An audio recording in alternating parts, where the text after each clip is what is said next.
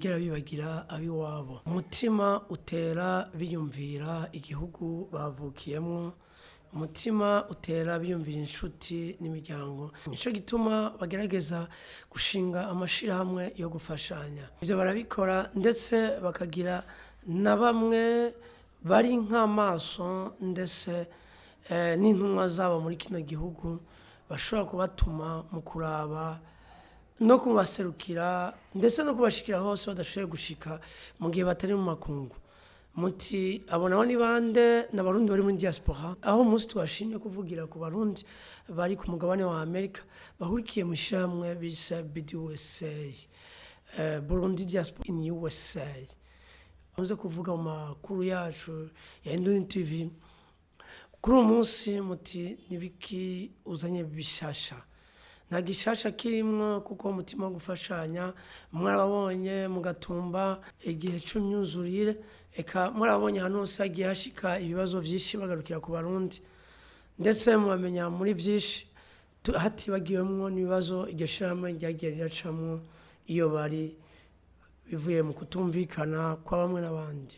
Umunsi rero tukaba tuje kubabwira amakuru y'ingene bashoboye gufasha mu gufubana iteka umuhoze ari umumenyesha makuru akongera akaba ndetse n'indongozi ikimenyesha makuru Amiso TV yarazwi ku izina rya Moshi Muteko. BDUSA ikaba yashoboye kwegeranya uburyo bungana n'amafaranga yababa imiliyoni 7 z'amarundi mu kugira bafashe mu gufubana iteka uwo muhisi.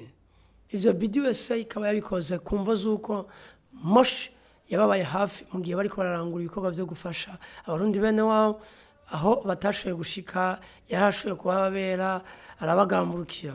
Tubajije abasanzwe baramutswa BDUSA bakaba batumenyesheje yuko ico gikorwa batazoreka kugikorera n'undi muntu wese afise umutima wo gufasha iryo shirahamwe aho badashoboye gushika, nubwo atarabanywanyi baryo ngo baba hafi bakabafasha vyinshi. Ivyo bakaba babikora kubw'umutima w'urukundo ndetse no kwibuka ivyo bakorewe, bikaba bidasanzwe biri mu mategeko y'iryo shirahamwe ati n'undi azogerageza gufashanya nawe nabo bazomwitaho. Umuryango w'umuhisi Moshi ukaba warakengurutse cane ico gikorwa c'urukundo cakozwe na BDUSA, bakabakengurukira bongera babasaba yuko bubama hafi. Ishirahamwe ya BDUSA y'abarundi bahurukiye muri diaspora hariya muri Amerika, ukuntu babaye hafi uyu muryango wacu mu gutabara kuvuga uyu mwene data Muteko Moshi ugiye tukigufitiye ideni ry'ivyiza byinshi wakoze wafashije BDUSA.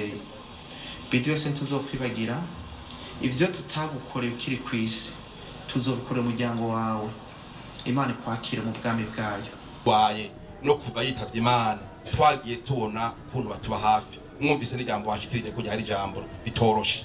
None rero kwari kubashimira ivyimira gutyo, ibindi turabivuganira hariya nagomba ndababwira tujya gukarabira naho amazu ya ndongozi impande ya Saint Michel niyo turangurura ibisigaye twada kwivuganirayo. Umwami Kristo nabahezagire. Ikintu ntokibagira kuvuga ni uyu murwa w'abarundi bahurukiye muri diaspora iri muri Amerika, umugwi witwa BDUSA.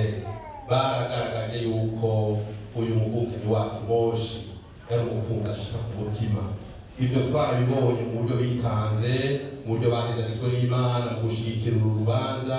Twarabibonye twarabyumvise no mu ijambo badushikirije abo twari kumwe hafi mwabyumvise.